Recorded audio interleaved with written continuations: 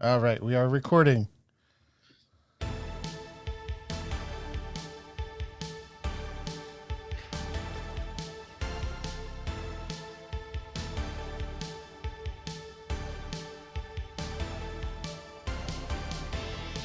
Welcome to the South Jersey Soccer Cast, where we discuss the Union, MLS, the U.S. national teams, and more. I am one of your hosts, Matt. And I am Jim.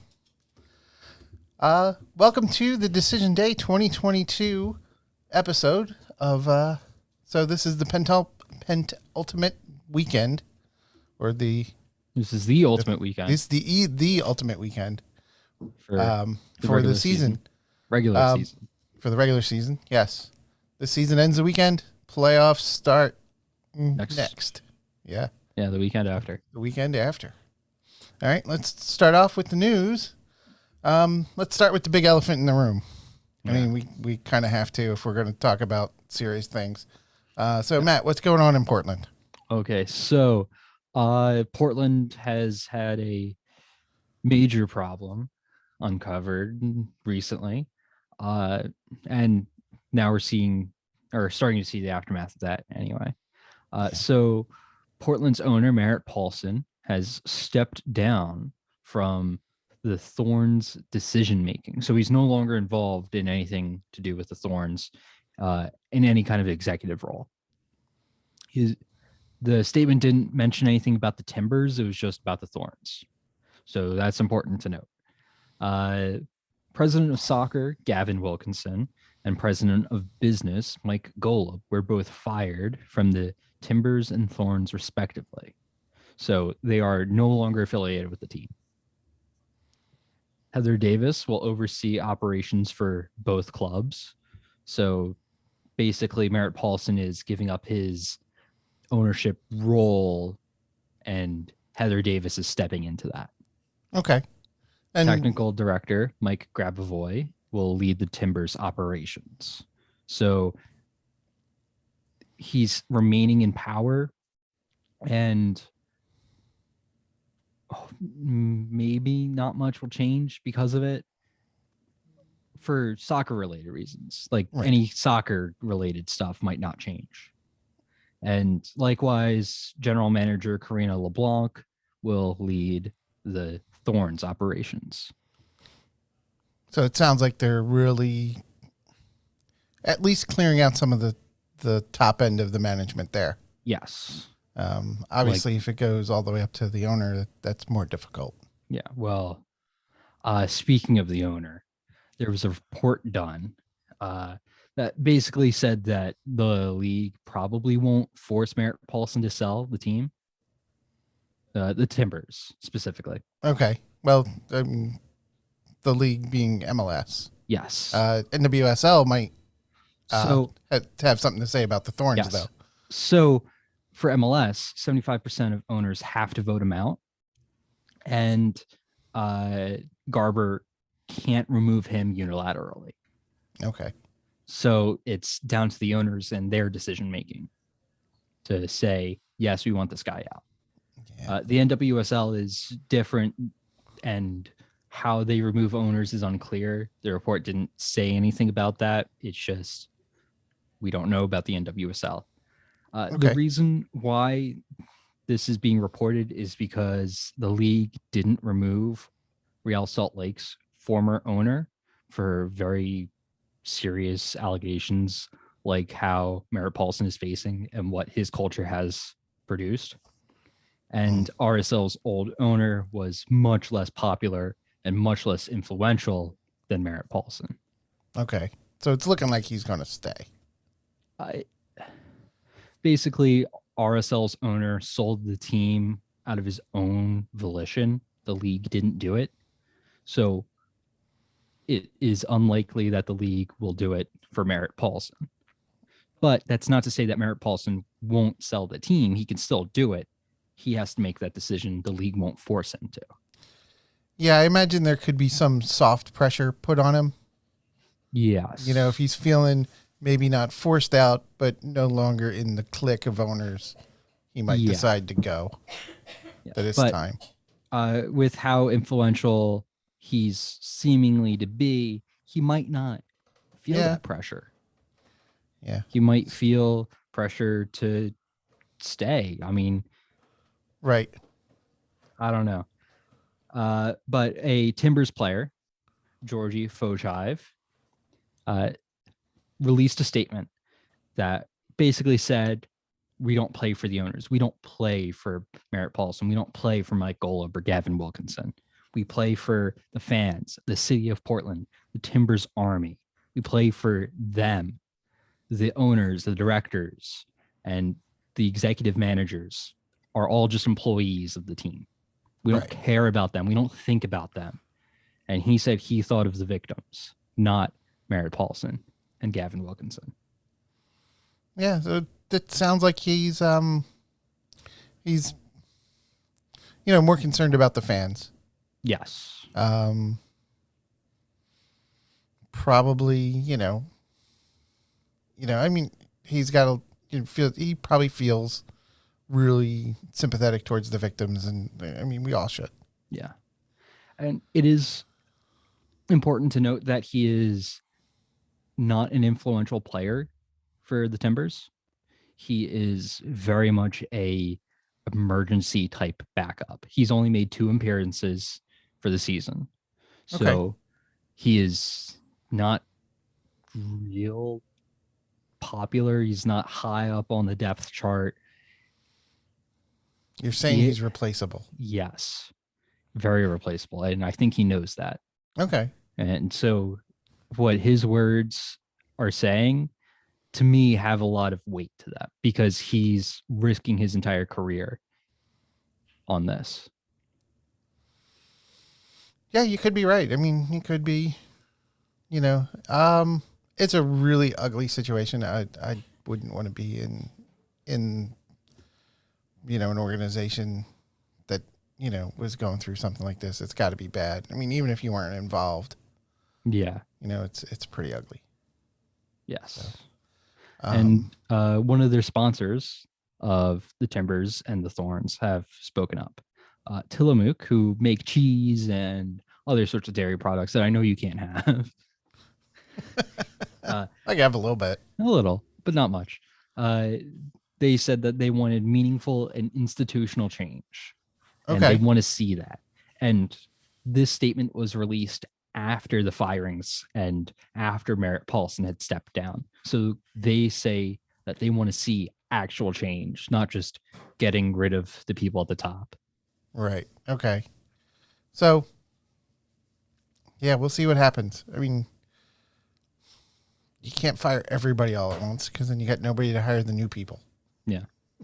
So, and again, if the bad behavior goes all the way up to the owner, it's going to be even harder. Yeah. But the best way is to hurt their pockets, and pulling sponsorships will do that. Yeah. Yeah, it's pretty harsh, but that's the leverage the sponsors have. Yeah. It's the only leverage they really have. The league probably has some stuff that they can do. Again, requires a large majority of the owners to buy in. Yeah. So, yeah, it's rough. Yeah. And I mean, organizations, they need to stop this when it happens as soon as they learn about it. Gather the evidence, take care of prevent the problem from getting worse. Stop covering this stuff up, because realistically, that's what gets me angry more, right? Some people are just bad and they do bad things, but when the organization covers it up, I mean, that's even more injury piled onto the victims. So yeah, hopefully we can see some meaningful change, not just in the Timbers and the Thorns, but across all these organizations, not just in sports too. Yes. There's other places where bad stuff like this happens. So let's hope we can keep moving forward, keep pushing this ball forward. But I do think it is telling that Gavin Wilkinson and Mike Golub weren't fired until after Merritt Paulson had stepped down. So he clearly couldn't do it himself. He couldn't find it in him to make that decision. So to me, that kind of says he's somewhat implicit in this. Yeah, it could be. He definitely could be, Yeah. but it's definitely not good to Yeah. see. I mean, otherwise, why else would he step down? Right. Yeah, I guess you could step down because, it looks like you've been involved, even though you weren't. Yes, but by all reports, he's been involved in the cover up. Yeah. And that's never good. No. So when it goes all the way up to ownership, now you have a systematic issue Right. that And no one wants to uncover because it's the owner yeah. and everyone who follows him. Yeah, and so Tillamook is right. They need to see like actual substantive change, because you could fire a handful of people and it looks good in the press, but did it really change? Yeah. So, yeah, let's hope they have enough leverage to make it happen between them and the rest of the league And hopefully and the public. Yeah. I mean, the fans that are like, maybe I won't buy tickets this year. And enough of them do that. That hurts a lot. Yeah, I do know a lot of the members of the Timbers Army has said that they're not going to renew their season tickets because of these allegations. Ooh, that's going to hurt. So, yes, it is hurting. And it's the power that the fans have. Yeah. That is the only part. That is the leverage the fans have. Yes. Is to not buy the season tickets. And not buy merchandise, not buy the merchandise. Games. Yeah. I mean, obviously, they're still fans. Many of them will probably watch the games. They'll go to the Apple MLS app and watch the games. But then again, I don't know how that deal is structured. Maybe that doesn't help the team as much as, going to the games would. Yeah. And it would be kind of sad, that this would cause like an empty stadium because the team refuses to fix it. Yeah. And that also just hurts the players who are kind of stuck in this situation with no real way out. Right. Yeah, it's tough. It's bad all around. Yeah. And the cover up just made it worse. It's the case every time someone's tried to cover up something like this. When it gets found out, you're not only in trouble for the initial deed, you've compounded it by covering it up. Yeah. So anyway, let's move on to something a little happier. Okay. All right. The Philadelphia Union have announced a big change to their complex down by Subaru Park. They have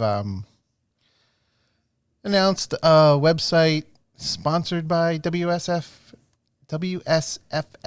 Bank.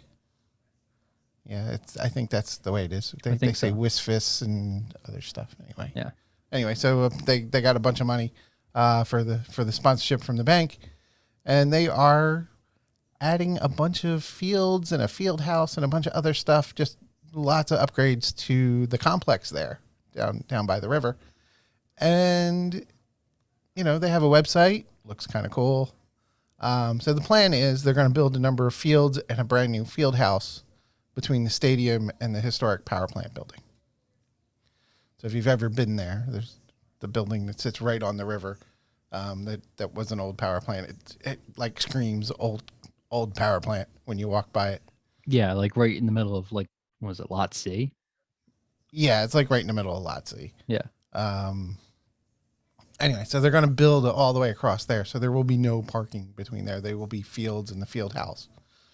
So that's nice. So the fields are going to be multi-sport fields. The field house is going to have some indoor courts that are also going to be multi-sport. So they can have a lot of stuff. The Union said they're moving their academy to Chester. So that'll be good. So the academy kids will be there with the Union 2 training and next to them with the first team training, looking at the giant, it's not really a giant stadium, looking at the great stadium. Yeah. Saying I could play there one day. Yes. Or I will play there one day. Yes. Because, Kids have all the hopes in the world, right? I mean, you can't get anywhere in sports without being at least somewhat competitive. Yes. Yeah. The academy kids are pretty competitive to begin with. So that'll be nice. The 3D rendering is really nice. So go check it out on the website. They have this like cool fly through space, and they have 3D rendered people walking around, and it's kind of neat. It's actually really nicely done. It looks like they put a lot of work into getting the tech.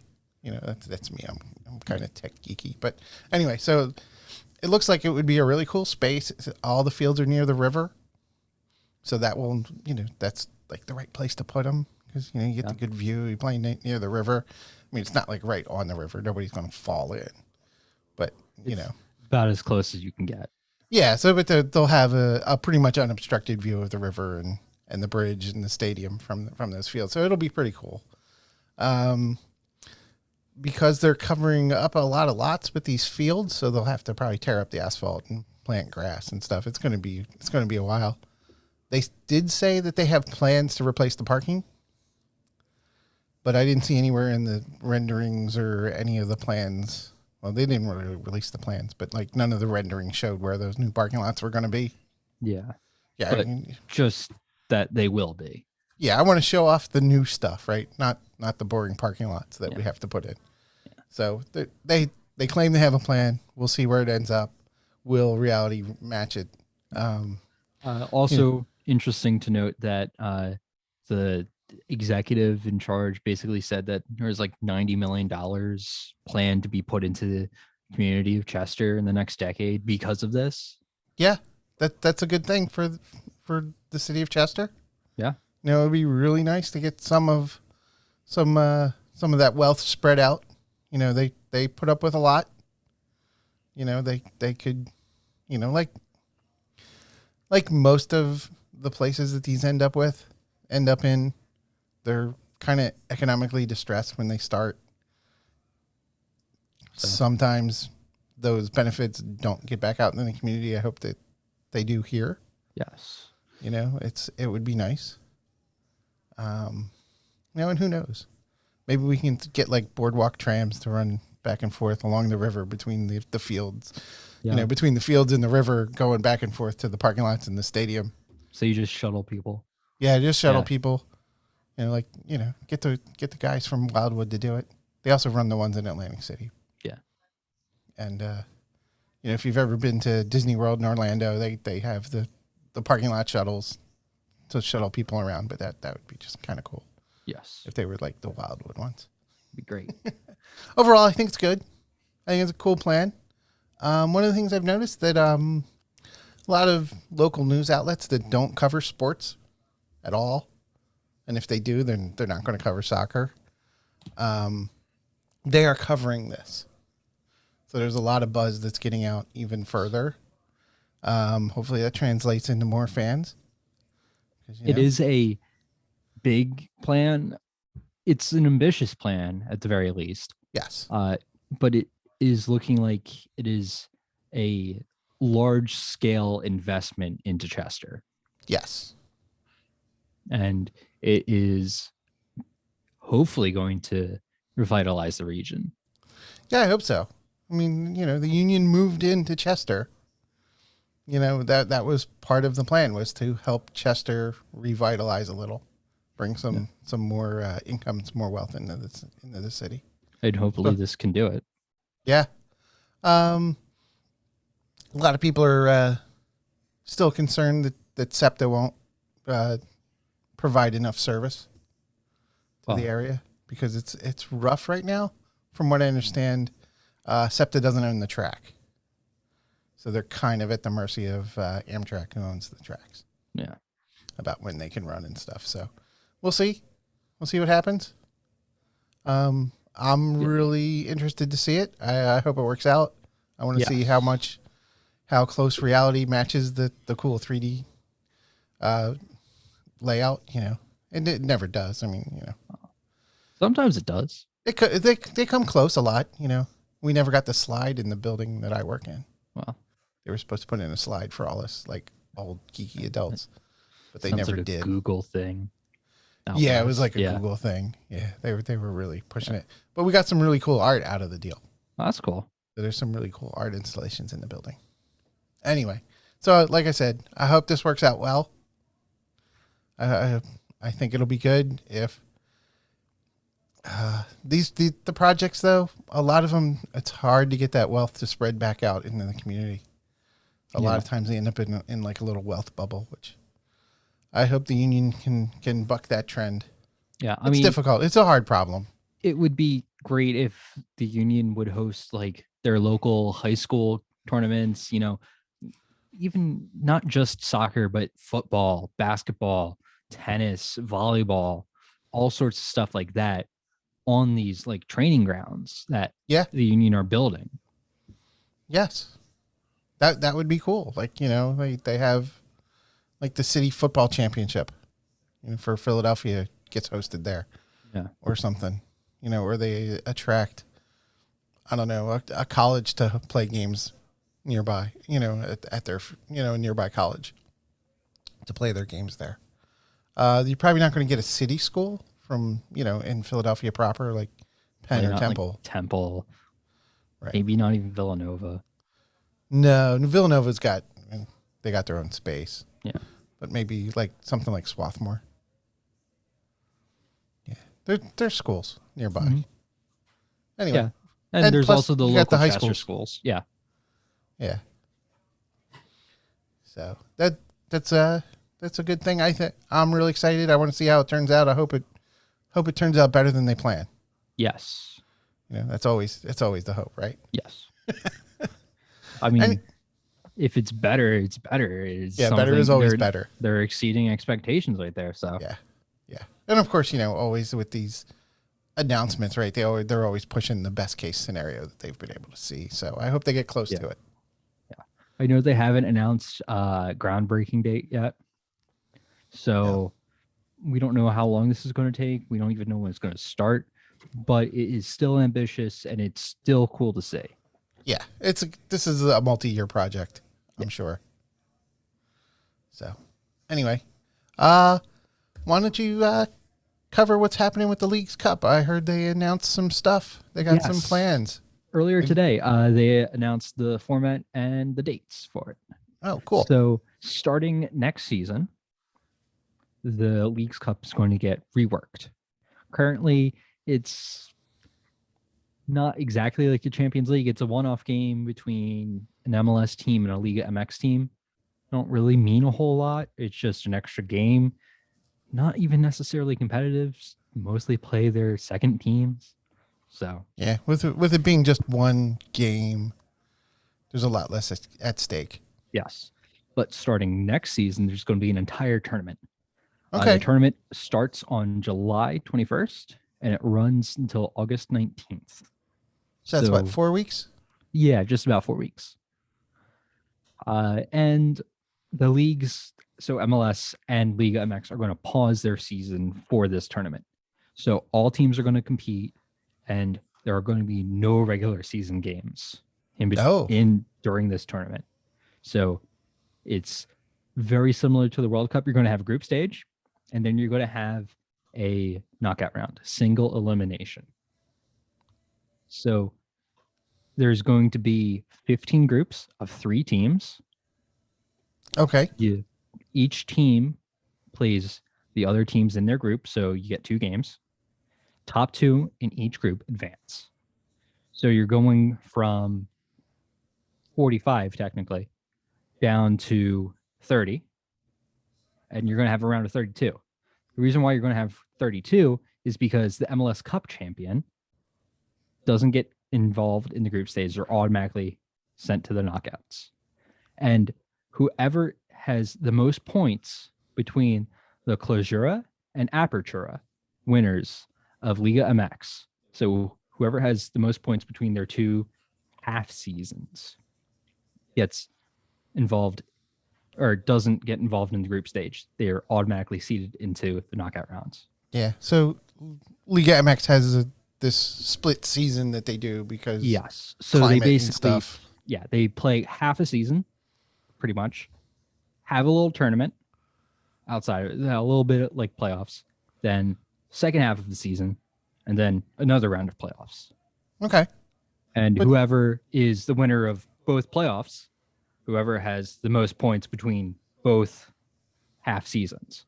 So you add the first half to the second half. Whoever has the most points is sent to the round of 32. yeah. Okay. So educate me here. Do they take a break in between the two halves? Yes. Okay. Yes, they do. That's what I thought. I thought it was like a weather thing. It just got Yeah. too hot to play or something Yeah. in parts of the country. And Apertura is opening 2022 and Closura is closing 2022. Okay. So you open the season, they close the season. Okay. That's cool. Yes. It's just an interesting way to do things. Yes. It's very different to how MLS does, where it's just full season and then playoffs. Yeah. So in this group stage, there are going to be no ties. So that's new. Yes. It's very similar to, there's a cup in Scotland that does something very similar. Basically, you're awarding 3 points no matter the game. If the two teams are tied at the end of 90 minutes, each team gets a point. So no extra time. No extra time. It goes straight to penalty kicks. Okay. Whoever wins penalty kicks gets the extra point. So you can award a team 2 points and then the other team 1 point. Or if a team just outright wins in regulation, you just get the 3 points. Yeah. Okay. So I believe that's also similar to how MLS Next Pro works. Yes, they did do something to eliminate ties, and I don't want to say that it for sure that it is. Yeah, I'm pretty sure it's the exact same, but I'm not 100% sure. Yeah. But it's not a new concept. No. It would. Yeah, it was just like the other big tournaments like the World Cup coming up. You know, once you get to the knockout stage, you can't have a tie. Yeah. So, but they have an extra, what is it, 30 minutes, 45 minutes? 30 minutes. 30 minutes they add on? 2 15-minute halves. Yeah. So they're not doing that. They're just going right to penalty kicks. Okay. Yes, in the group stage. In the group stage. Knockout rounds are different. They Okay. didn't say, but I'm going to assume it is going to be 90 minutes, then extra time, then penalty kicks if it's all time. Okay. So all matches are going to be hosted in the US and Canada. Okay. Which means no games are going to be hosted in Mexico. Even games that are Liga MX versus Liga MX teams. So if, let's say, Club America is playing like Pumas, it's still going to be hosted in either the US or Canada. It just depends on what region they're in. There's going to be 4 regions. You're going to have East, West, and North and Central. Okay. So whatever region those two teams happen to be in, it's going to be in an American city in that region, and that's where that game's played. Or a Canadian city. But so, I wouldn't imagine that 2 Mexican teams are going to play in Canada. I think they would play in the US. They might. They could be in the same group. Could be. You know, you get 2 Mexican teams in a group that plays in, whose region's based in Canada. Yeah. Yeah. So it sounds like they're trying to cut down on travel. Yes. To get this in. Yeah, but I also think they're trying to get Liga MX fans in the US to go to these games. And yeah. I could totally see tickets. That. Yeah. Yeah, I could totally see that. Did they say where they're going to be hosting them? Are they going to be hosted in like MLS stadiums, or are they going to be hosted in like NFL stadiums? They're going to be hosted in MLS stadiums. Okay. As far as I know. Okay, so. And knowing MLS stadiums, it might be held in Yankee Stadium or Mercedes-Benz Stadium, which is an NFL stadium. Right. So I believe it's going to be where the MLS teams play their normal home games, with some exceptions. I don't know how Yankee Stadium is going to work out, because I know for playoffs, New York City FC can't play at Yankee Stadium for the first round. They are having their home games, or their home game, at Red Bull Arena next weekend. Because the Yankees are in the playoffs, Yes. and So- it's their stadium. Yeah. And they get first choice. Yes. So No, I understand. Yeah, that's a sore point for some people that they play at Yankee Stadium. So going But- back to the group stage, Yes. everyone plays a minimum of 2 games. Okay. And Well, the that's top your group two, stage games. yes, and the top 2 goes through. So if you're knocked out early on and you're knocked out of the group stage, you're kind of done for the rest of the tournament. You're playing no competitive games until the end of August. Okay.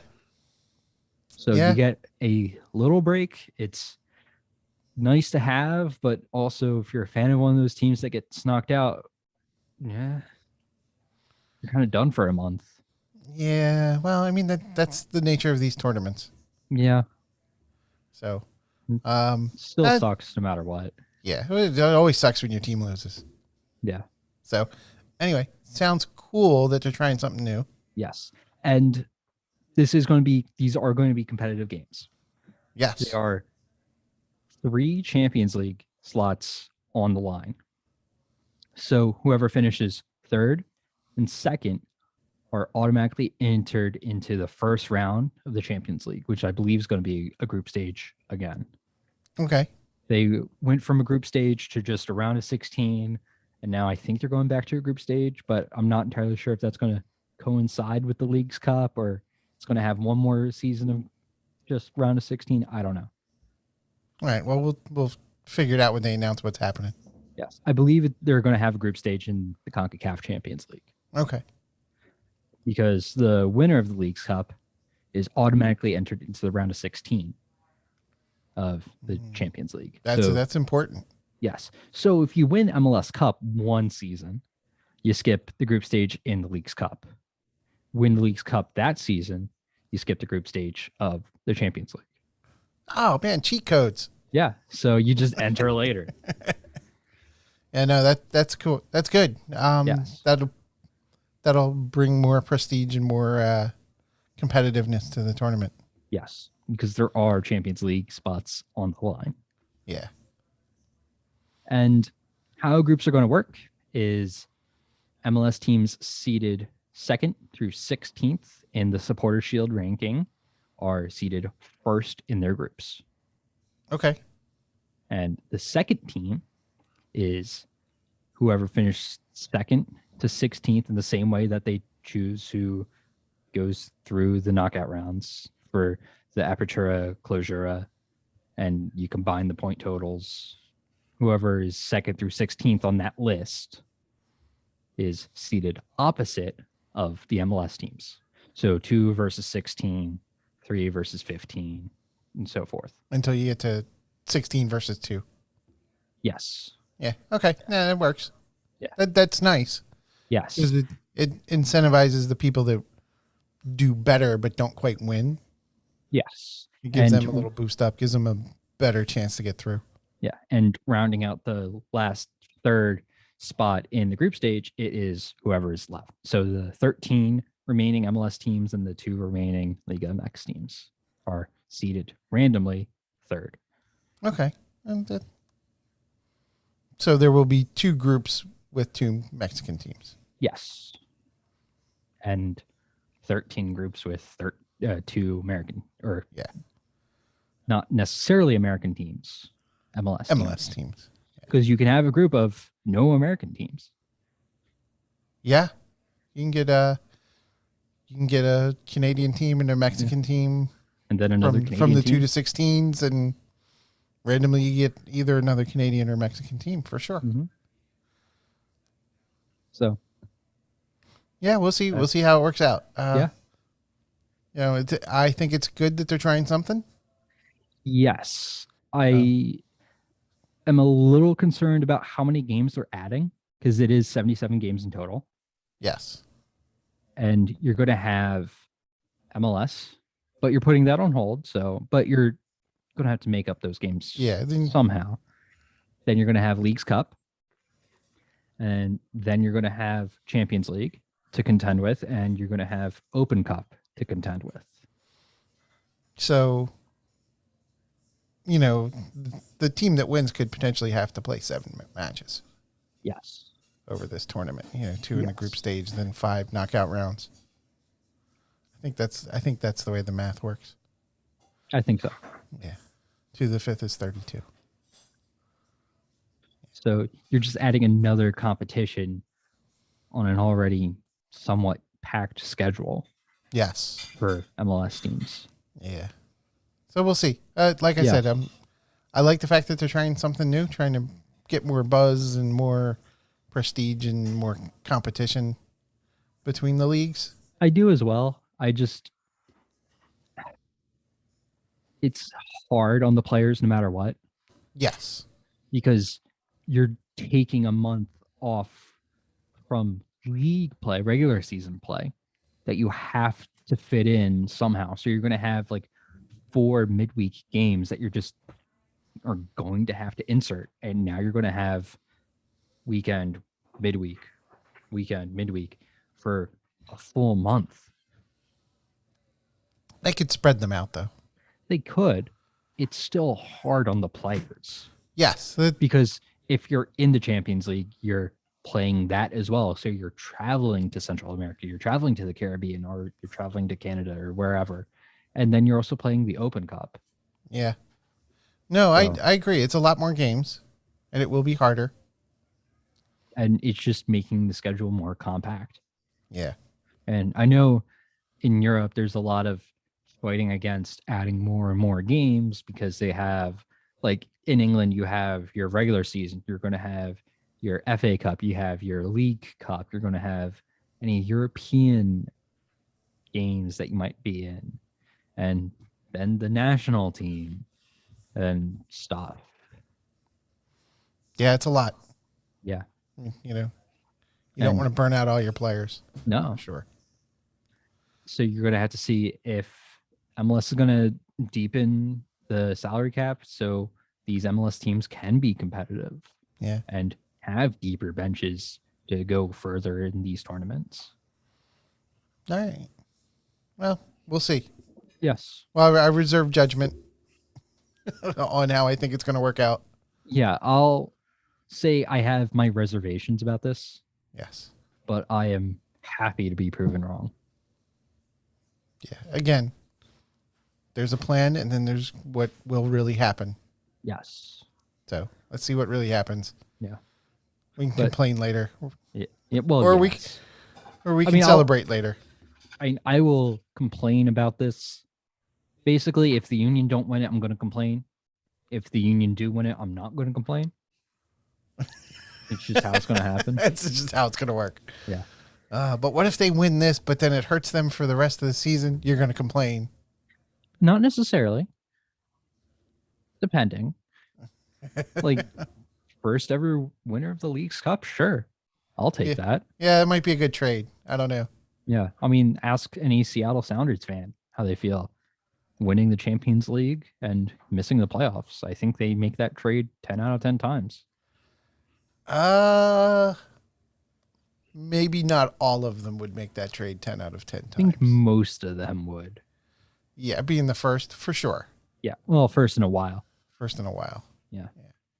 It's tough, and I'm sure missing the playoffs stings. Yes. Even though you'd make the trade. Yeah. Well, speaking about missing the playoffs, I think we should go on about the matches that were played this week. And not sure. Potential future matches in the League's Cup. Okay. Potential future matches in the League's Cup. So what do you got happening? I think you wanted to talk about LAFC versus the Timbers. Yes. Yes, we bring them back up. Sorry. Yes. Still more heartbreak for Timbers fans because LAFC won this weekend. We won 2-1 after a 95th minute winner by LAFC's Bawanga. So this game, Portland were fighting hard. They weren't looking at a fringe playoff team fighting against a Shield winning team. They were fighting hard. Yes. They went down 1-0, equalized, and then last minute of the game gave up that winner. Hurts. And unfortunately, this game won LAFC the Shield. Yeah, it did, didn't it? Well, Well, it didn't does. have to, but then it did. Yeah. We'll get to that later. Yes.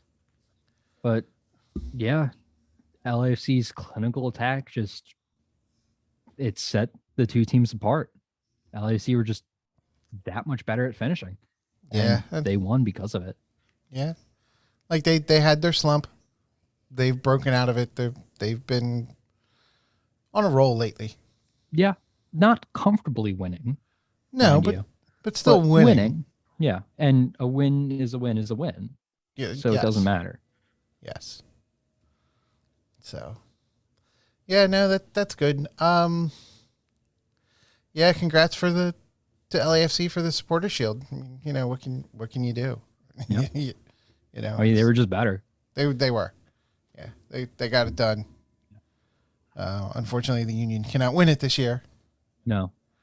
But they there's another trophy on the line for them. yes. Anyway, so back in the Eastern Conference, I mentioned the NYCFC game. They were playing Orlando. The way the standings were set going into the weekend, Orlando could have managed to wrest the home playoff game away from NYCFC. They had to beat them, would have got close, and then they had a midweek game. They would have had to win that to have a shot at basically denying NYCFC the home game and getting it for themselves. Unfortunately, the home game that is hosted at Red Bull Arena. yes, the home game that is hosted at Red Bull Arena. Yes. I know you like to. Yeah. You just find that funny. It is funny. Now, what would be even funnier, because NYCFC is ahead of the Red Bulls in the standings at the moment, if they had to host the Red Bulls at Red Bull Arena. That would be even funnier. I think they would find another place to play. Just Maybe, saying. but who knows? Maybe they can't. I don't know. Yeah. Anyway, so NYCFC ended up winning 2-1. So that definitely, they've been on a little bit of they have righted the ship. They've been on, they've gotten back to some winning ways. So that's good for them. Bad for the Union, obviously.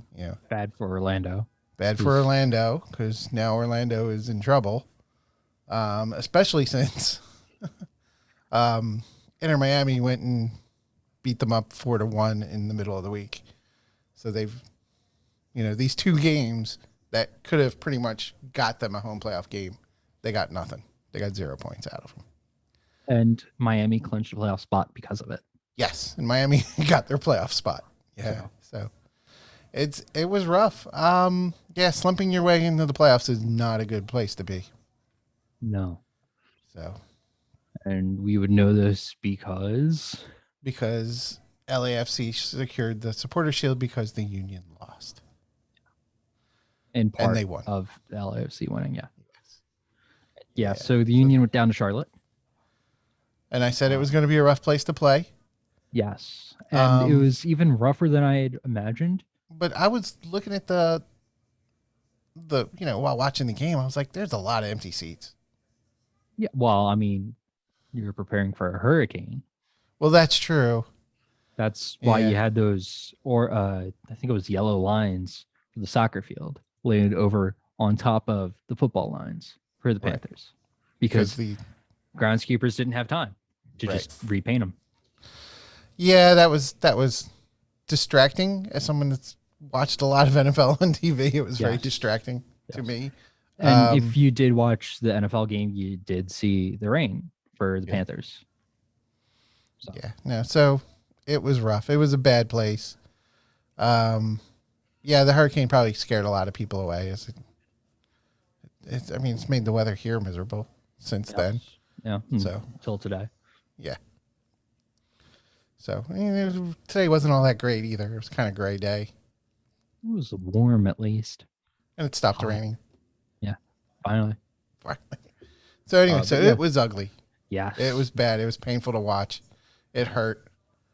I have some serious questions going into the playoffs. I mean, Union were just inept. Yeah. They weren't good in attack, weren't good in possession, weren't good on transitions. They weren't good defending transitions, and weren't good on set pieces. No. And Charlotte were just better in everything. And this is 2 games in a row. Yeah. Is it coincidence that lucky. Bedoya missed both these games? I don't think so. Not entirely. Not entirely. I Okay. think there's some causation there. Okay. And it's got me worried because, he's an important member of the team. Yeah. So Do I we'll think see. that result goes from a loss to a win because of Bedoya? No. No, but maybe the Atlanta one does. Yeah. And maybe don't lose 4-0. Maybe lose 1-0. Or squeak out a draw. Yeah. And maybe a little too much wishful thinking on my part, but Well, maybe. I don't know. 4-0. Oh, that really hurt. Yes. I mean, the Union were the people that were beating people 4-0 and Yes. more, Yes. and they got trounced. Yeah. I mean, there's no other way to put it. And if Atlanta wasn't your wake up call, this has to be it. Yes. You're not getting another chance. Yeah. Because you have to win against Toronto. Yes, you have to win against Toronto now. Some kind of form. Right. And not only were you without Bedoya, lost Wagner. Yeah. In the middle in the game, he got 2 yellow cards. My thought was the first yellow card was kind of weak. I mean, he did foul him. I'm not sure got to the level of yellow card, especially since there was some other stuff going on that didn't get yellow cards earlier in the game. In the context of the game, no, but also in the context of the game, yes. What was called by itself shouldn't have been a yellow, but I could see the ref saying, don't get out of hand now. I'm giving you a yellow to stop. You're not going to get away with anything more. Right. Like, this is escalated too far. We're stopping here. Yeah. Which, for the most part, it did. Yes, that's true.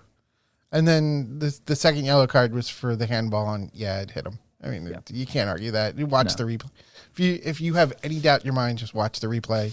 It's pretty clear. He was going down, had his arm up like he was sliding into second base. Yes. And pretty much. Pretty much the ball hit him in the forearm and bounced away, and it was heading towards the net.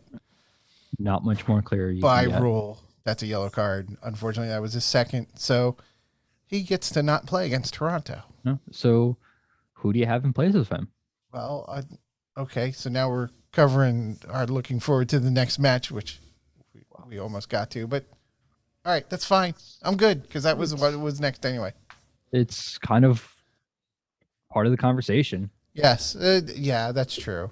I mean, we got there organically, so I'm not going to argue. Yeah. Anyway, so what I would do, or maybe this is what I think Jim Curtin is going to do, rotate Flock over to Wagner's position and slot in McGlynn from where Flock plays in the diamond. I think that's least disruptive. I don't think so. I think that's super disruptive, actually. You think that's super disruptive? Okay, yes. So what would you do? What I would do might not win the Union the game.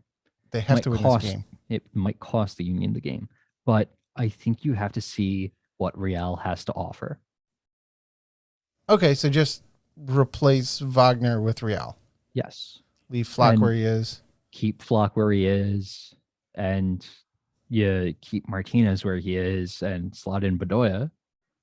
So you just replace the one player as opposed to making 2 changes. Okay, it is less disruptive for sure. Yes. Because I don't know how much chemistry that Martinez and McGlynn have, or McGlynn and Gazdag, or McGlynn and Flock playing on the same side, because it's never been done.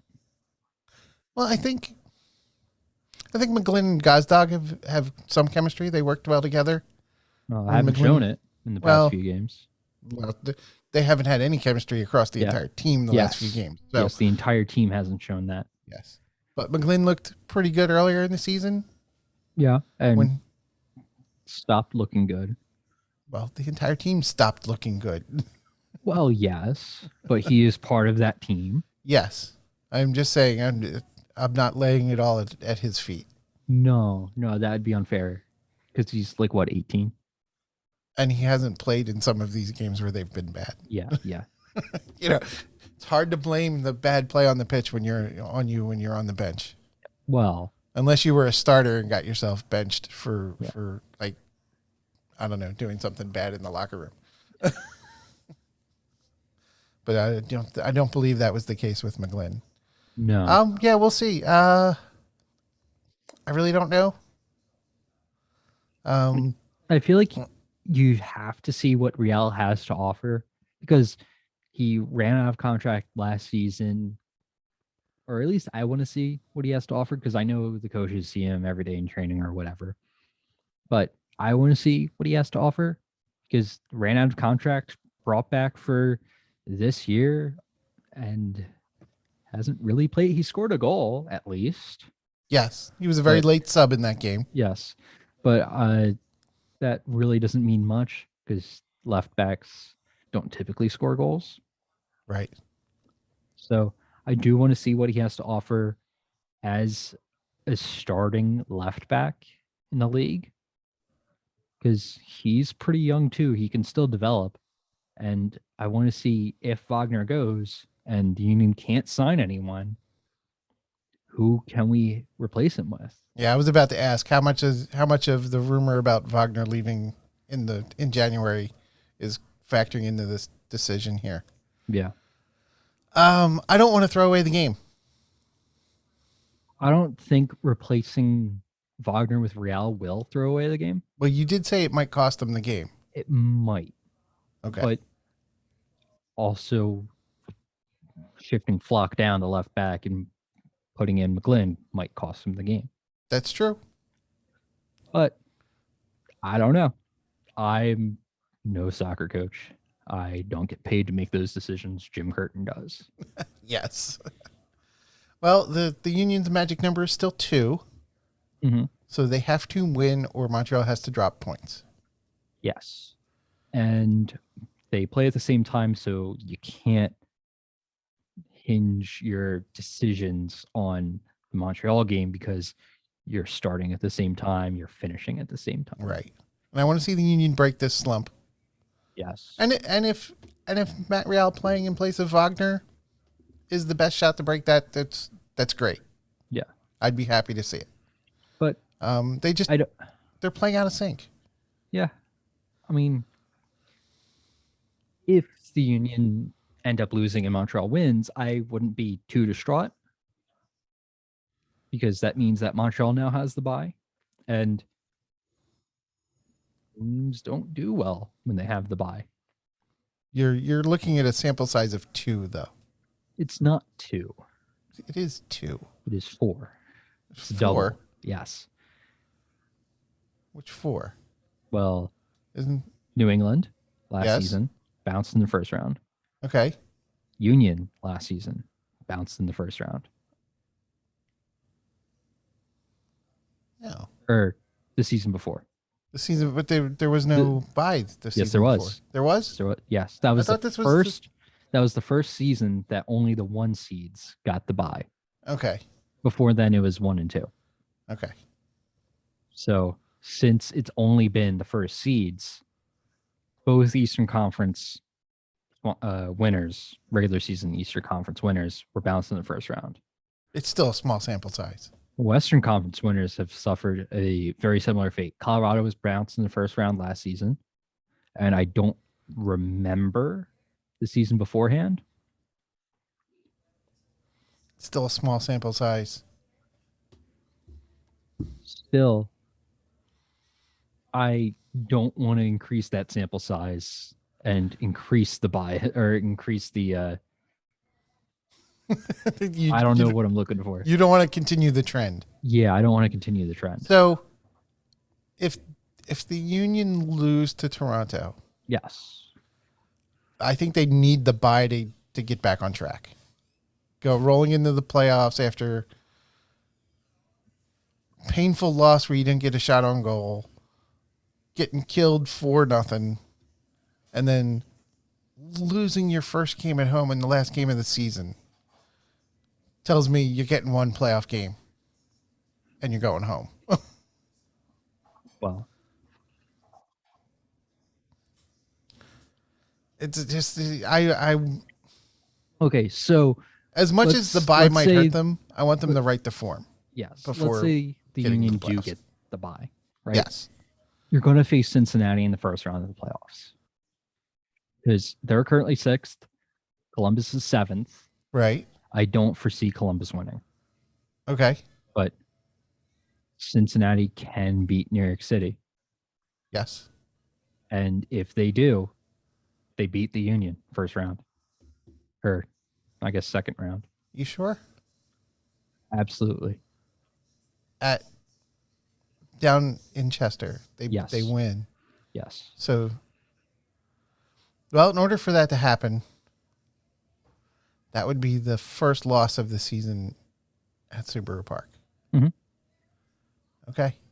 That's a lot. Well, it's going to happen sometime. I mean, eventually, yes, they will lose. They will lose a home game. Yeah. Some game's going to have to be the first loss. Yes. I mean, yes. They won't be perfect forever. Actually, they weren't even perfect this year because they didn't win all of them. They tied a bunch. Mm-hmm. And one of the games that they tied at home was Cincinnati.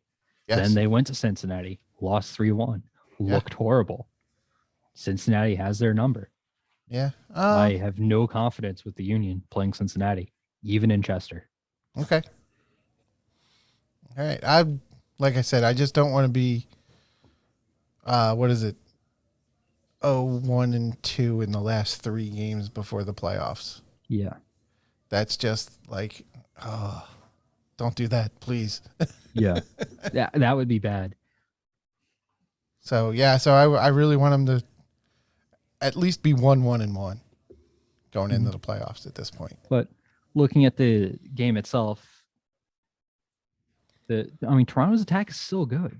They are, yes. But they're still horrible defensively. They're very porous. Yeah. And if what we've seen from the Union's attack recently, that doesn't matter. Yeah, but against the porous defenses where you can get your attack back on track. Sure.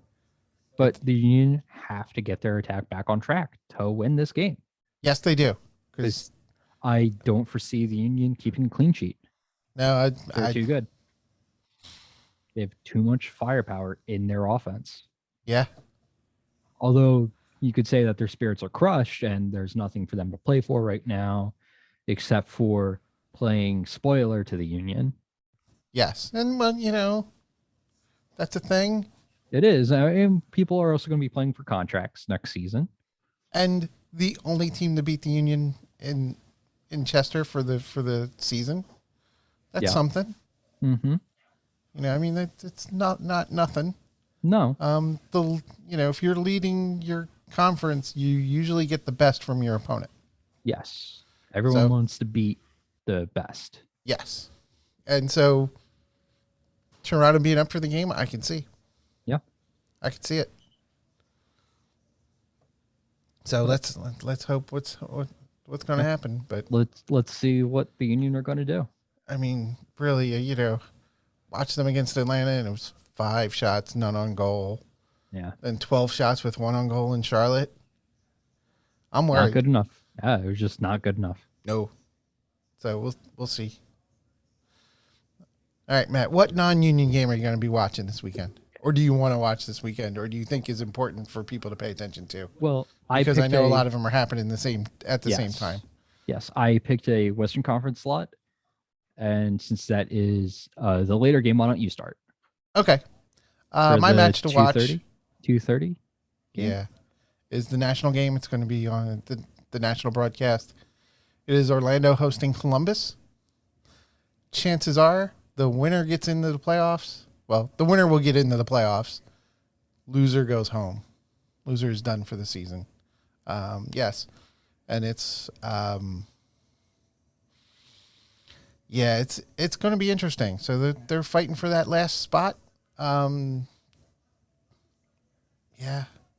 there is a way that both teams could make the playoffs. It would involve Cincinnati losing to DC and then Orlando and Columbus drawing, and then based on the tiebreaker, Cincinnati loses out, ends up 8th, looking in. But I mean, they're playing DC, so is that really going to happen? It might. It might. Yeah. Orlando lost to DC. Yes. I'm not Pretty saying it bad. won't. Yeah. So, but again, winning you're in, losing you pretty much go home. Or losing you will go home. You're done. So I think that'll be interesting. It'll be pretty hard fought. It is the same time as the Union game, so it'll be hard to watch at the same time. We'll find a way. We'll figure it out. Yeah. DVR is a thing. Yes. So my Western Conference game is very similar to your game you picked. I picked RSL Portland. So for very similar reasons. Yes, and this is going to be the third time we're talking about Portland. I swear we're not a Portland podcast. So both teams are fighting to get into the playoffs. They're looking at, you win your game, you're in. There is no way that both teams make it. Right. So RSL is 1 point behind 7th place, but the team currently in 7th place, which is Minnesota, has 2 more wins on them. So if they both tie, RSL is still missing the playoffs. So RSL has to win this game. This is going to be at home for Real Salt Lake. Okay.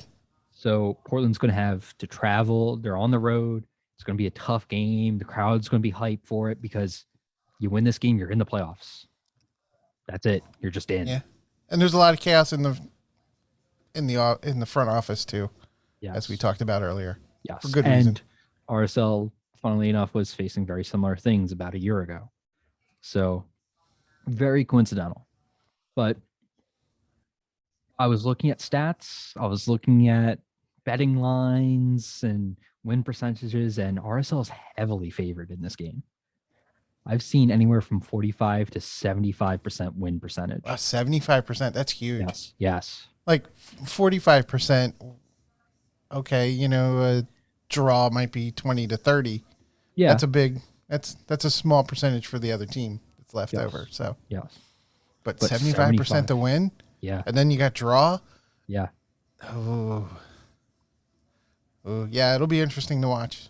Interesting enough to pay attention to see how it shakes out. Yes. And this is going to be the most interesting game for the 5 o'clock slot because, I mean, there's games from already eliminated teams playing another already eliminated teams, or you got like LAFC playing Nashville, which is cool. It's 1 versus 5. Yeah. But it's still not teams battling to get into the playoffs or remain because Nashville is just in. They're fighting for seeding, but they really can't climb that much higher than they are. Right. Like we were looking at the standings in Austin, they're just second place, no matter what happens. And no one can catch Houston. them. They can't catch LA. Yeah. They're just second place. They play Houston, who can go bottom of the table. San Jose has to win. Right. But that doesn't really mean a whole lot. Yeah. So, no, I think it's the right pick. Yes, we talked a lot about the Timbers today. Yes. Yes, we did. But I still think they're an interesting team. They've been an interesting team off the field, on the field, for better, for worse. Yes. They still have, like, every game that they've played, so, like, in the past few weeks have been real important games. Yeah. I'd rather talk about them because they're playing important games for them, and it's dramatic for won't they get into the playoffs and where, rather than, covering up bad actors. Yeah. But no fault for on the players. and coaching staff. Yeah, we'll see. I hope it works out. You know, I hope it's just ugly. Yes. Anyway, but that's my game to watch.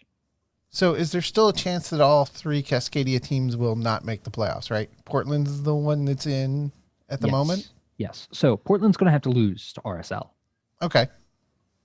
And then Vancouver can draw or lose. They can also win against Minnesota. I think there might be a way. There might be a way. Yes. Like if Vancouver wins, yes, there might be a way that they miss out on playoffs. They are currently on 43 points. Minnesota's at 45. So if Minnesota loses, Vancouver wins, they're in the playoffs. Yes, but RSL can win and push them out. So a Vancouver win and an RSL win puts RSL on 47 points in sixth. Okay. I guess Vancouver would have to not win this game. Yeah. In order to miss out. Yeah. So it's possible that all three Cascadia teams will miss the playoffs this year still. It's very possible. Yeah. A Minnesota win or draw and a Real Salt Lake win. Yeah. Pushes them out. Yes. Pushes all three out. Because yes. Seattle's already gone. Yeah. So it's just those two, Portland and Vancouver, still fighting. Yeah, it'll be an interesting weekend. Yeah. It should be fun if you're a fan of the league. It's decision day. There's a lot of stuff to watch. There's all the games you can watch. Yes. Unlike Formula One, which should be wrapped up at the end of the next race, or at worst, the race after that. It wasn't like that last season, though. No. There was like the good, controversial, but there was a battle for the last race. Who will win? Yeah. Winner of the race was going to be world championship driver. So yeah, that was fun. You know, that was fun to watch. So that's the kind of thing that's happening for these last couple playoff spots. Yes. Yeah, right down to the wire. Yeah. I think that's good for the league. Absolutely. Yeah. It's important to have meaningful games all throughout your season. Yes. You know, it's I guess it's good for the cardiac doctors in some of these various cities. Yeah. I mean, imagine last minute winner. Yeah. Going to the playoffs. Yeah, I could see that. Yeah. So no, I think having this much drama this late in the season is good. Yes. Yeah, it's just good for the league. Builds storylines. Media can pick it up. Fans are going to be more interested. Yeah, all the way through. Yeah. It's always rough. I know. You know, when your team's bad and there's like, oh, there's 2 months left and they're already eliminated. That's really a bummer. I don't know if that could happen in MLS, but in baseball it does. Yeah. I mean, maybe not officially eliminated, but like, come on. Yeah. You're not going to go on a tear at this point. Yeah, I think in baseball some of the teams can be mathematically eliminated like sometime in August. And there's just a lot of baseball left. Yeah. So that's a shame. So I think it's good. Yes. There's been that slow creeping. These teams have been eliminated. Yeah, I think everybody we have not talked about. Everybody that is behind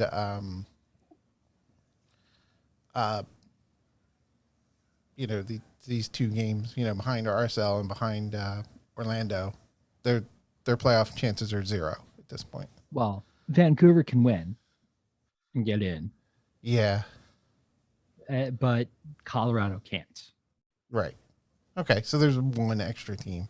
I mean, Colorado can't because they won't have a tiebreaker. And Vancouver will have to beat Minnesota by at least 5 goals.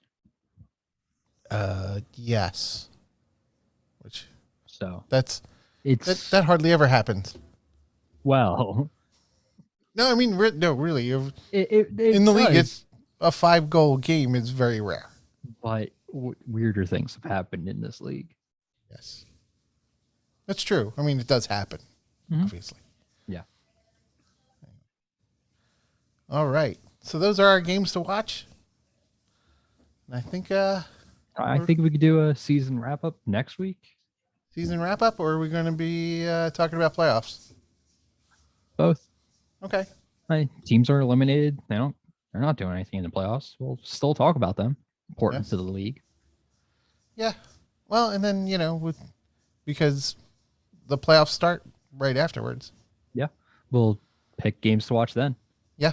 All right. But yeah. Until next week.